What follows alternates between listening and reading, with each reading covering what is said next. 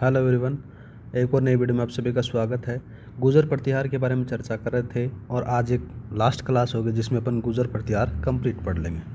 Last video में अपन ने चर्चा की थी भोज सेकंड के बारे में। अब बात करते हैं महिपाल के बारे में। महिपाल का जो कार्यकाल आता है वो 913 से लेकर 943 ईस्वी तक चलता है। ठीक है गाइज। महिपाल के बारे में बात करें तो महिपाल था, उसके समय एक विदेशी यात्री आता है जिसका नाम था अल मसूदी। अल मसूदी क्या करता है, भारत की यात्रा करता है। उनके द्वारा एक ग्रंथ लिखा जाता है जिसका नाम था मिराजुल जुहाब।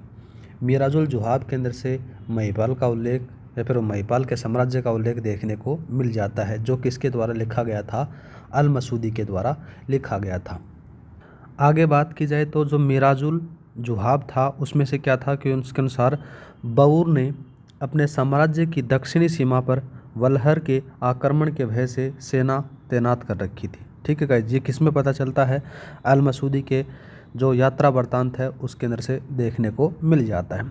आगे बात करते हैं, राष्ट्रकूट वंशीय शासक इंदर के द्वारा कन्नौज पर आक्रमण किया गया, परंतु उसके लौटने के बाद में महिपाल ने पुनः कन्नौज पर अधिकार कर लिया था।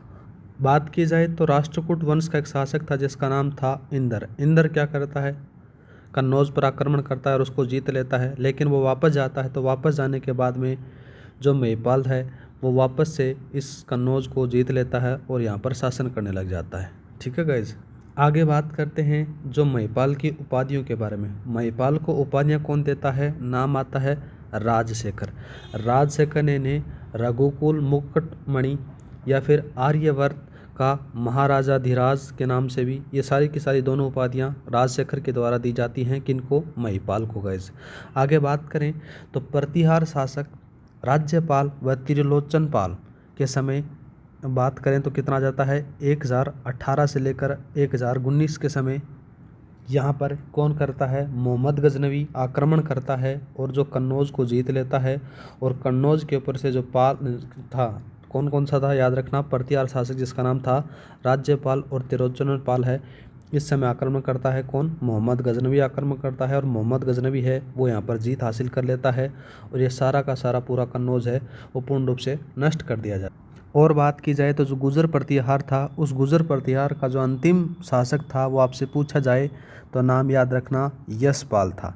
यशपाल कब से कब तक था तो याद रखना 1036 ईस्वी तक यहाँ पर रहता है और ये अंतिम शासक माना जाता है गुजर प्रतिहार का। और बात की जाए तो याद रखना BN पाठक हैं, वो महेंद्रपाल को हिंदू भारत का अंतिम महान हिंदू राजा बताया गया है। इस प्रकार से आपका जो गुजर प्रतिहार है वो यहाँ पर समाप्त हो जाता है। आगे वाली जो क्लास आएंगी वो अपन पढ़ेंगे जिसके अंदर से राजपूत काल के बारे में। आज के लिए इतना ही, मिलते हैं नेक्स्ट क्लास में। जय हिंद, जय भारत।